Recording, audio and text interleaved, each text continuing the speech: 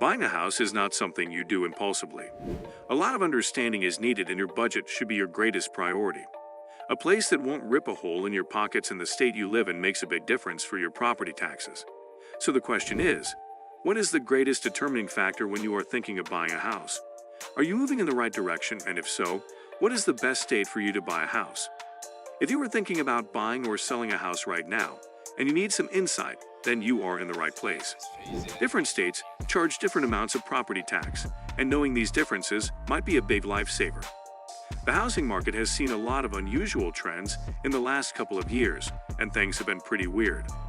Of course, you'll want the latest update on what will happen in the market before you decide what to buy and sell. The truth is that housing predictions are as reliable as weather forecasts. It may or may not happen. For homeowners, property taxes are a fact of life. The amount of tax you pay is determined in a property tax assessment, and the U.S. average taxation rate is 1.1%.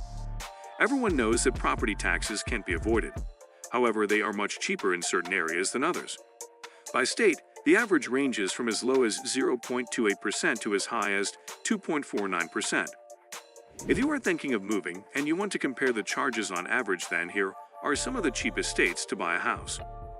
Hawaii has the lowest property taxes in the country, which is 0.28%. However, everything else is really expensive here, starting with housing. The typical home price is over $1 million, which is the highest in the United States and nearly 3 times the country's typical home price. Everything from groceries to utilities and transportation cost more than average in Hawaii. If you enjoyed the video so far, don't forget to press the bell icon and subscribe to our channel. Alabama, on the other hand, is considerably the one of most affordable states to live in. Like many southern states, it has really low average home prices. On an average, the price of a home will amount to $158,809. Homeowners here don't pay much in property taxes. However, quality of life isn't the best here according to the statistics. Life metrics like health, safety, and education in Alabama are comparatively lower. Colorado, with a property tax of 41% and a typical home price of $604,911, is another state where low property taxes are balanced out by high home prices. Housing prices skyrocketed in 2021, and Colorado now has the 6th highest typical home price in the country.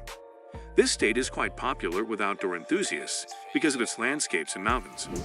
Louisiana has a low cost of living overall, which includes property taxes, house prices, and everyday living expenses.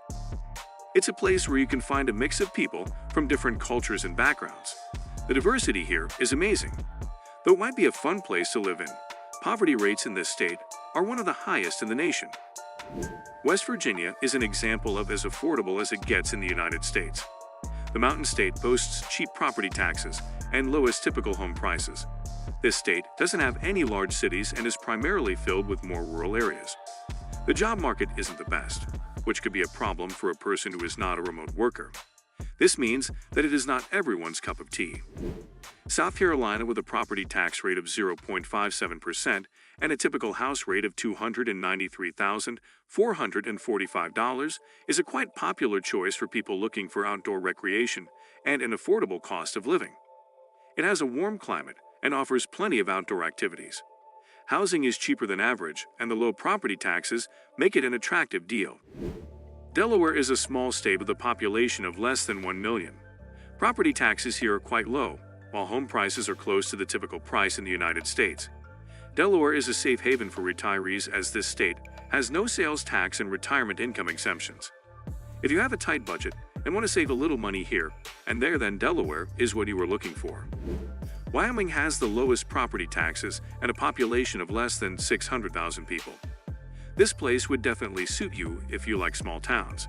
It's remote and there aren't any major metropolitan areas. So if you are into big brands and a posh lifestyle, this might not be where you would want to live.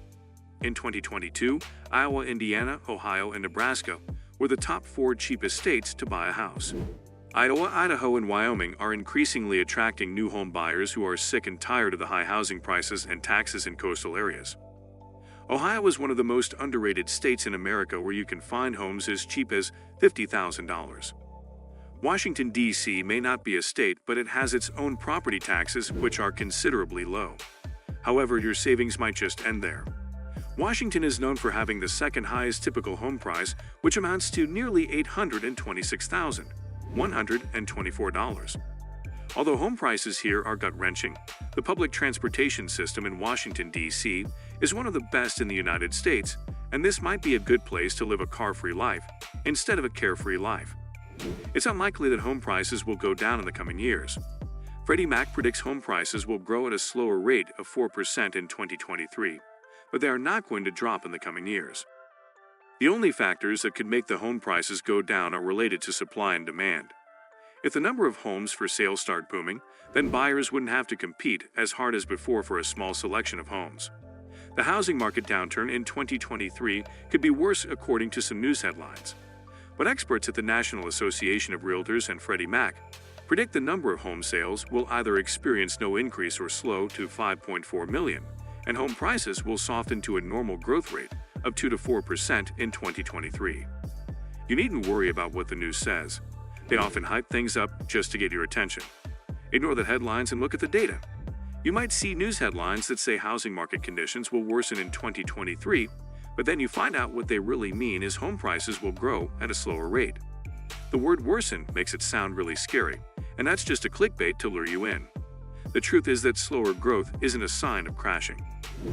Also, interest rates affect the overall cost of your home.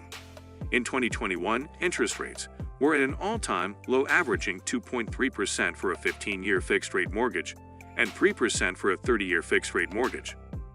Interest rates fluctuate daily, but overall they are a lot higher than in 2021.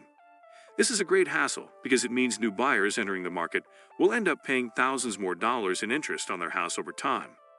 Higher interest not only drains your wealth but also drops your purchasing power, meaning some houses will be priced completely out of your budget. Buyer demands seem to stay pretty strong right now. In August 2022, home sellers received roughly 3 offers a month on their home, which is almost the same number sellers received per month before the pandemic. Even though higher interest rates and house prices have lowered demand, homes are still moving quickly, and this seems like a great sign for sellers. It's literally a seller's market, which means demand for homes is higher than the supply of homes, and if you are planning to sell your house, you can expect to sell it fairly quickly for close to the asking price, as long as your asking price is realistic for the current market.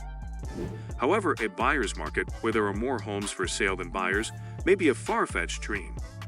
The only good news is that the market is not as hot as it was a few months ago. If you are looking to buy, you will have a few more options and maybe less competition. Though it might take longer to save a down payment or find your dream home, the frenzy surrounding buying and selling is definitely slowing down. Houses are selling fast these days because there are more buyers than homes for sale. Therefore, buyers must stay focused.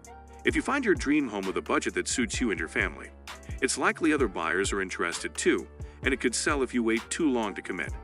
It's best to be prepared and know exactly what to look for in a home and what you can afford. The housing market is difficult to predict, and it might be a good thing to have a skilled professional by your side to guide you while you look for your dream home that fits your budget. Are you ready to buy or sell a home? We hope you found this video informative. Let us know your thoughts in the comments section below.